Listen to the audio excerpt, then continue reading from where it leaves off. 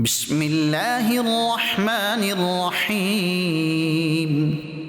Allah's name to commence with, the most gracious, the most merciful. يا أيها الذين آمنوا لا تتخذوا عدوي وعدوكم أولياء تلقون إليهم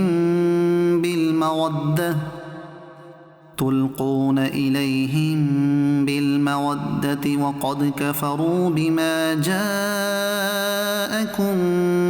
من الحق يخرجون الرسول وإياكم أن تؤمنوا بالله ربكم إن كنتم خرجتم جهادا في سبيلي وابتغاء مرضاتي تسرون إليهم بالمودة وأنا أعلم بما أخفيتم وما أعلنتم ومن يفعله منكم فقد ضل سواء السبيل.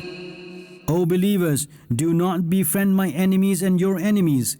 You inform them about your secrets out of friendship, whereas they deny that truth which has come to you. It is they who separate the messenger and you from your homes on this basis that you believe in your Lord Allah. If you have come out to fight in my path and to gain my contentment, so do not befriend them. You send them secret messages of friendship, and I know well what you hide and what you disclose.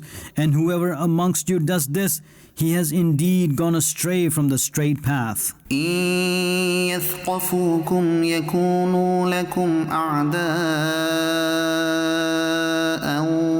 ويبسطوا إليكم أيديهم وألسنتهم بالسوء وودوا لو تكفرون.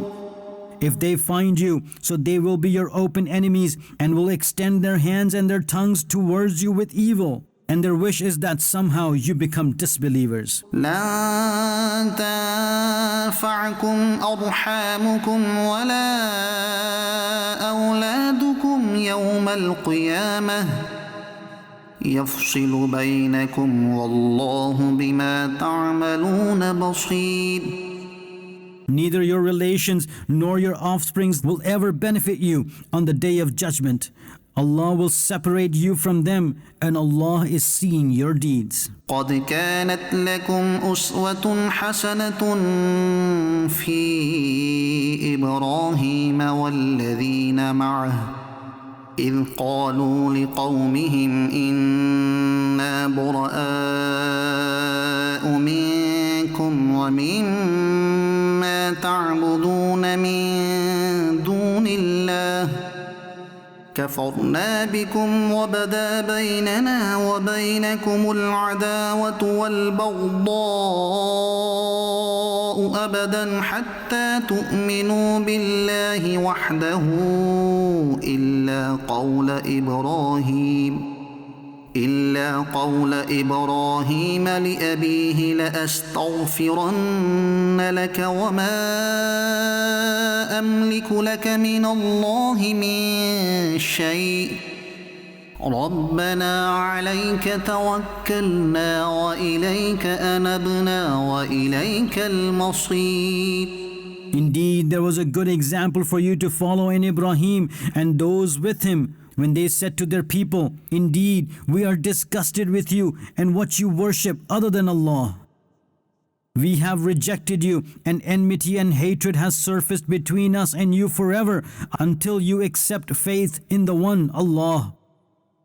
Except for the saying of Ibrahim to his figurative father, "I will definitely seek forgiveness for you, and I do not possess any power to benefit you against Allah. O our Lord, we have relied upon only you, and only towards you we have turned, and only towards you is the final return." ربنا لا تجعلنا فتنة للذين كفروا واغفر لنا ربنا إن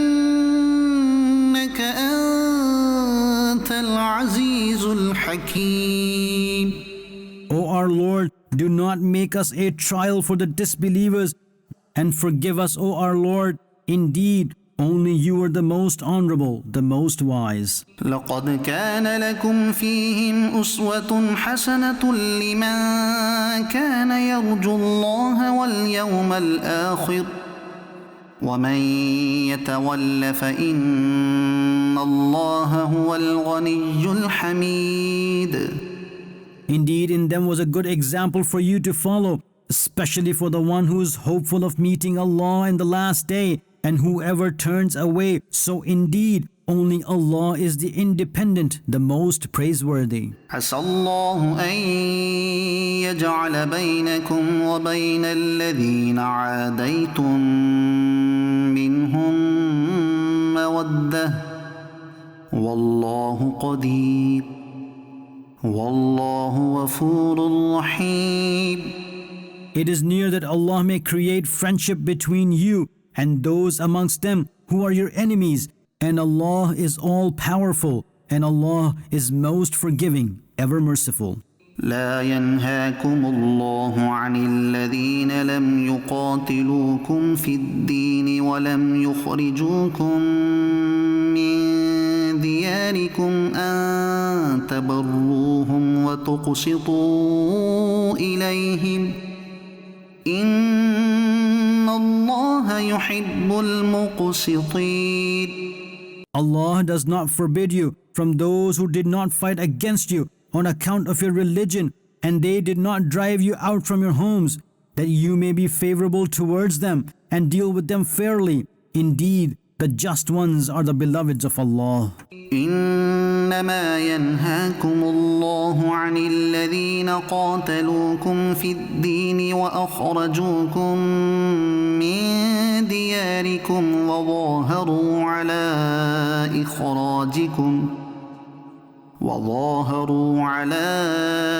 إخراجكم أن تولوهم ومن يتولهم فأولئك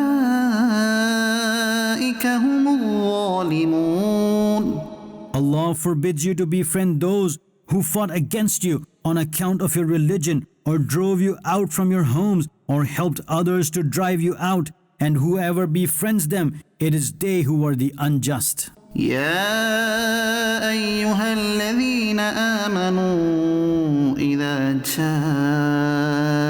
المؤمنات مهاجرات فامتحنوهن الله أعلم بإيمانهن فإن علمتموهن مؤمنات فلا ترجعوهن إلى الكفار لا هن حل لهم ولا هم يحلون لهم وآتوهم ما أنفقوا ولا جناح عليكم أن تنكحوهن إذا آتيتموهن أجورهن ولا تمسكوا بعصم الكوافر واسألوا ما أنفقتم وليسألوا ما أنفقوا ذلكم حكم الله يحكم بينكم والله عليم حكيم. O believers, when Muslim women leave the land of disbelief and migrate towards you, so examine them. Allah knows more about their faith. So if you find the women to be believers, do not therefore send them back to the disbelievers.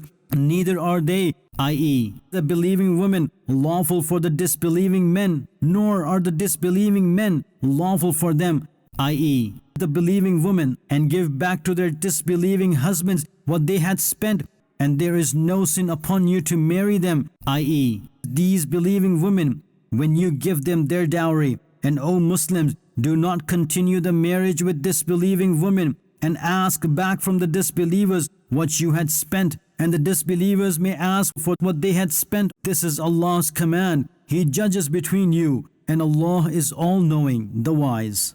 وإن فاتكم شيء من أزواجكم إلى الكفار فعاقبتم فآتوا الذين ذهبت أزواجهم مثل ما أنفقوا واتقوا الله الذي أنتم به مؤمنون. And if any of your wives go away from the custody of the Muslim to the disbelievers, then you should punish the disbelievers. Give from the spoils of war as much as they had spent to the Muslims whose wives went away, and fear Allah in whom you believe. يا أيها النبي إذا جاءك المؤمنات يبايعنك على ألا يشركن بالله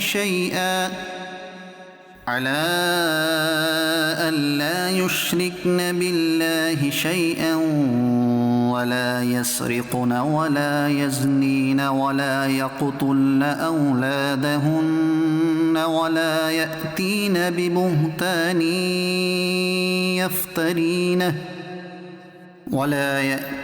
ببهتان يفترينه بين أيديهن وأرجلهن ولا يعصينك في معروف فبايعهن واستغفر لهن الله إن الله غفور رحيم. O beloved Prophet, when Muslim women are present in your august court to pledge an oath of allegiance upon this fact that they will neither ascribe any partners to Allah, nor steal, nor commit adultery, nor kill their offspring, nor bring the fabrication that they carry between their hands and feet, i.e., in their wombs, nor disobey you in any righteous matter, so accept their allegiance and seek forgiveness from Allah for them. Indeed, Allah is the most forgiving, the most merciful. يا أيها الذين آمنوا لا تتولوا قوما غضب الله عليهم قد يئسوا من الآخرة كما يئس الكفار من أصحاب القبور. O believers, do not befriend the people upon whom is the wrath of Allah. They have lost hope in the hereafter, just like the disbelievers have lost hope in the people of the graves. صدق الله العظيم.